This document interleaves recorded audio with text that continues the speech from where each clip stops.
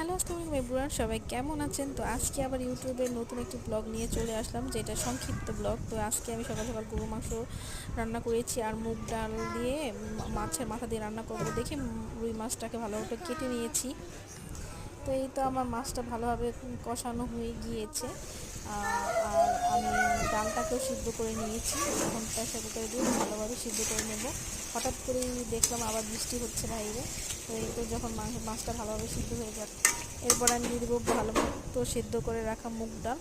এরপর আমি আবার কচু শাক নিয়েছিলাম, তো এটাকে আমি ভাবছিলাম যে রান্না করবো। হঠাৎ তো করে এই গুঁড়ি গুঁড়ি বৃষ্টি পড়তেছে, ইলিশ তো মাছের এই মাথা তো দিয়ে তারপর আমি মাছটা ভালো করে কষানো হয়ে গেছে, মাছের মধ্যে এটা ভাতও অলরেডি হয়ে গেছে। আর আমি প্রেসার কুকারে এটা পানি দিয়ে হালকা দেবো। সিদ্ধ করে নিই। তো এর সর্বশেষ মধ্যে আমার মনে আমাদের হলো যে আমি একটু রান্নাটা কচু শাক হয়ে রান্না গিয়েছে, করি আর এর মাছের মধ্যে মাথা আমি এই দিয়ে, মশলাটা তো ইউজ এটাও রান্না করেছি। তো করবো। এখানে তো এই তো অনেক দেখতে রকমের থাকুন। মশলা টসলা দিয়ে এটা তো ব্লেন্ড করে এখন নিয়েছি, আর আমি এটা মুরগি মুগ মাংস ডাল দিয়ে দেবো।